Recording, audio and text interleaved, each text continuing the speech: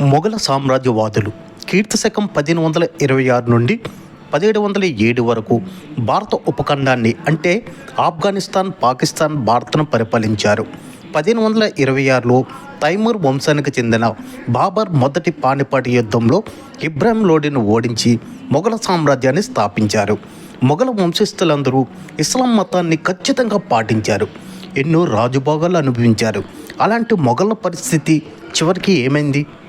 మొఘల సామ్రాజ్యం చివరి పాలకుడు బహదూర్ షా జాఫర్ మునిమనుడైన మార్జా మహమ్మద్ బేదర్ బక్త భార్య సుల్తాన్ బేగం ఎర్రకోటపై తమ కుటుంబానికి వారసత్వం హక్కులున్నాయని వాదిస్తూ సర్వోన్నత న్యాయస్థానాన్ని ఆశ్రయించారు.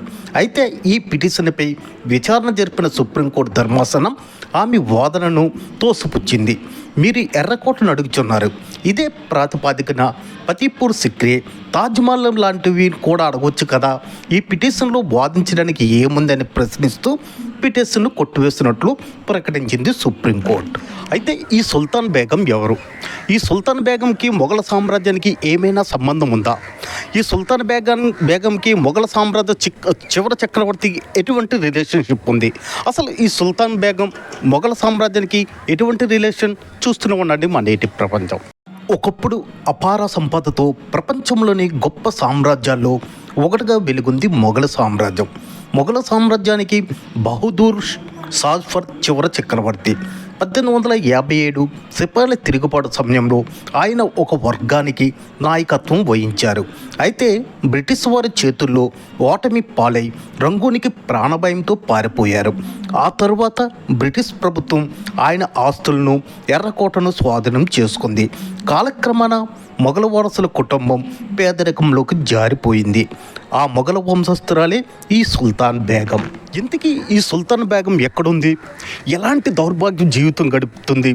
ఒకప్పుడు అపూర్వ కుటుంబంలో పుట్టి అపూర్వంగా ఈ భారతదేశాన్ని పరిపాలించిన మొఘల సామ్రాజ్యంలో చివరగా ఉన్న ఈమె ఇప్పుడు ఎలాంటి పరిస్థితిలో ఉంది? ఎలాంటి జీవితం గడుపుతుంది? ఇప్పటికి ఎక్కడుంది ఈమె? సుల్తాన్ బేగం ప్రస్తుతం కలకత్తాలోని ఒక మురికివాడలో జీవిస్తుంది. ప్రభుత్వం నుంచి వచ్చిన కొద్దిపాటి పింఛన్తో జీవనం కొనసాగిస్తుంది. తన భర్త మీర్జా మహమ్మద్ బేదర్ బక్తను 1960లో బహదూర్ షాజఫర్ వారసుడిగా ప్రభుత్వం గుర్తించిందని, ఆయన మరణాంతరం 1980 నుంచి ఆ పింఛన్ తనకు బదిలీ అయిందని ఆమె తెలిపారు. అయితే ఆ పింఛన్ డబ్బులు జీవించడానికి ఏమాత్రం సరిపోవడం లేదని, తమ పూర్వీకుల ఆస్తైన ఎర్రకోటను ప్రభుత్వం అక్రమంగా స్వాధీనం చేసుకుందని, దాన్ని తిరిగి ఇప్పించాలని ఆమె సుప్రీంకోర్టును ఆశ్రయించింది. సుప్రీంకోర్టు ఈ పిటిషన్ను తిరస్కరించింది. చూశారు కదా ఈ వీడియో. అంటే ఒకప్పుడు అపూర్వంగా బ్రతికేవారు ఈరోజు పూటక లేని పరిస్థితి కూడా ఏర్పడింది. అంటే విధి ఎప్పుడు ఎవరిని ఎలా మారుస్తుందో ఎవ్వడికి తెలియదు.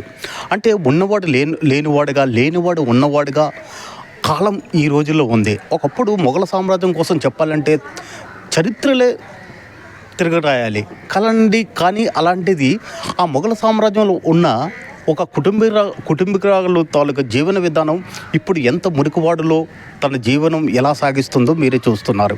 ఇట్లు మీ ధనంజయ్ నేటి ప్రపంచం. Please subscribe my channel.